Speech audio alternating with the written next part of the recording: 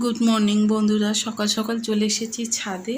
আর ফুলটার দিকে তাকাতে আর চোখ ফেরাতে পারলাম না, তাই আপনাদের সঙ্গে একটু শেয়ার করলাম সিম্পল স্যাডুর নতুন একটি পর্বে। সবাইকে অনেক অনেক স্বাগত জানিয়ে শুরু করলাম বন্ধুরা। আর এই দেখুন, খালি চোখে তো অপূর্ব লাগছিল, স্কিনে কতটা ভালো লাগছে বুঝতে পারছি না। আজকে আপনাদের সঙ্গে শেয়ার করব গরমের গাছকে। দানা তো দিয়ে দিয়েছি অনেক আগে, আর হচ্ছে কি গাছ কি বার হলো আপনাদের সঙ্গে শেয়ার করব, সঙ্গে আরও কিছু আছে দেখাবো। তো চলে আসুন বন্ধুরা।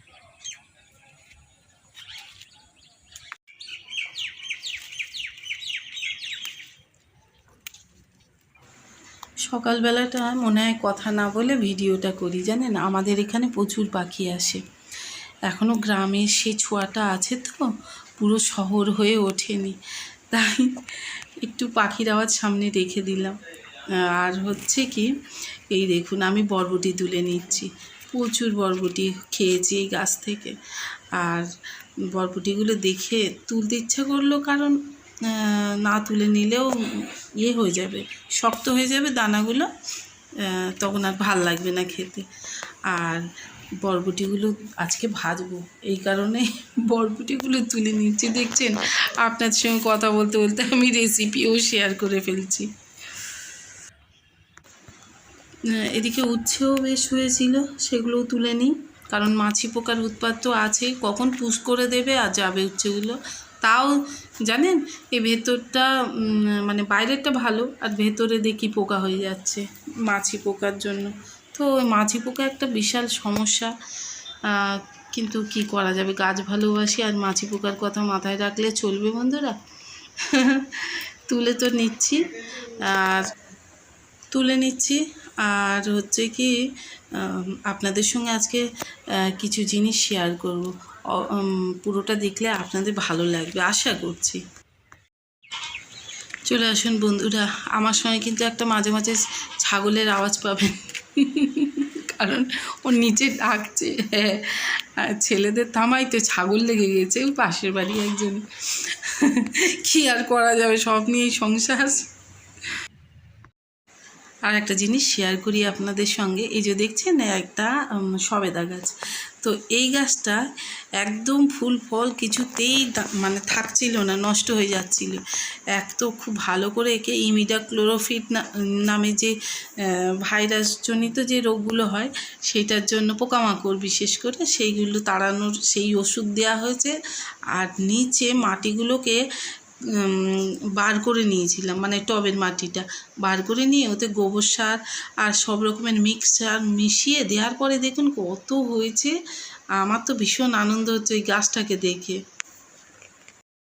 ঠিক আছে, আর বন্ধুরা বেসিক্যালি আজকে আপনাদের সঙ্গে শেয়ার করব,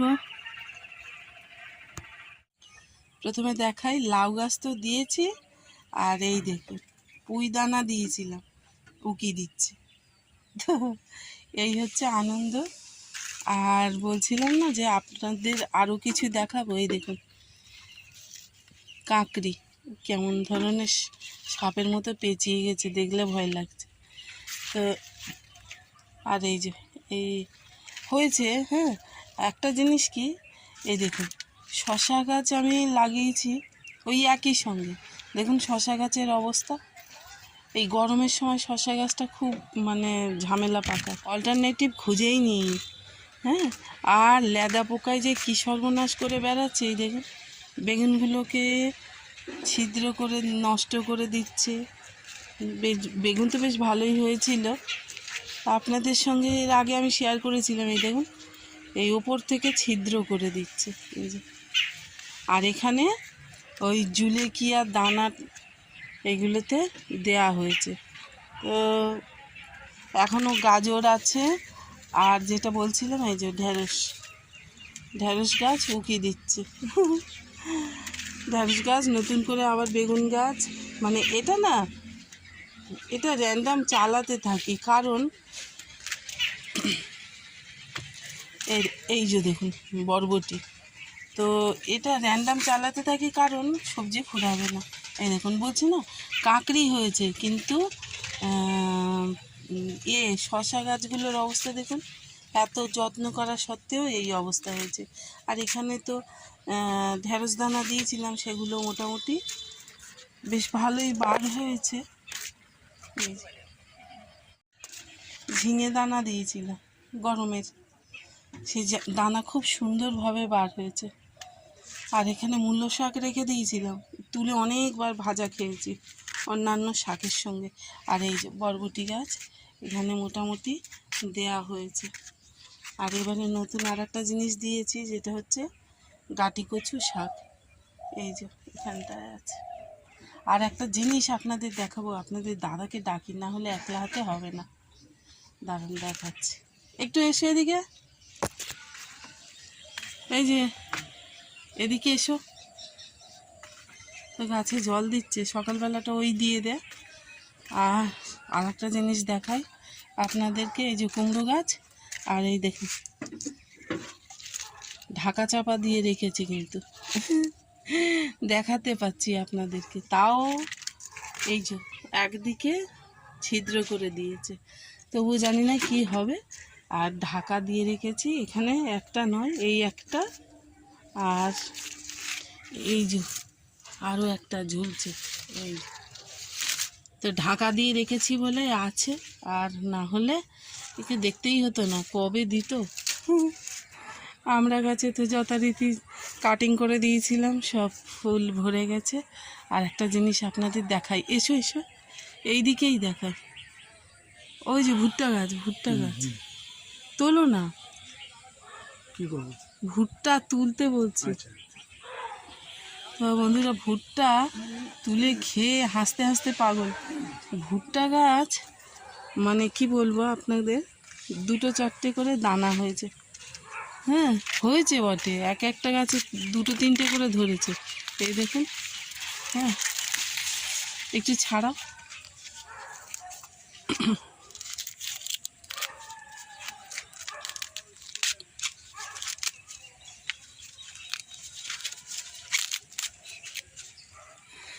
আমি জানতাম এটাই হয়। আসল কথা যেটা, মাটির কিছু জিনিস আছে টবে ভালো হয় না, এইটা বিশেষ করে ভুট্টা।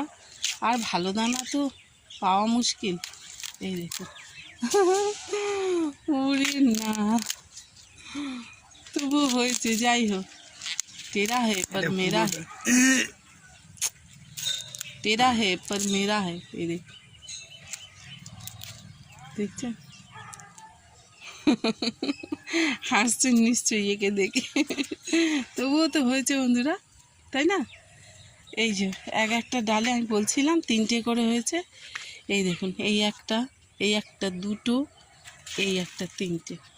তো যাই হোক বন্ধুরা, বাচ্চারা এই পেয়েই ভীষণ খুশি হয়ে যায়। আমার 2টো ছেলে, ছোটোটা তো কাঁচা কাঁচা খেয়ে নিল দেখলাম।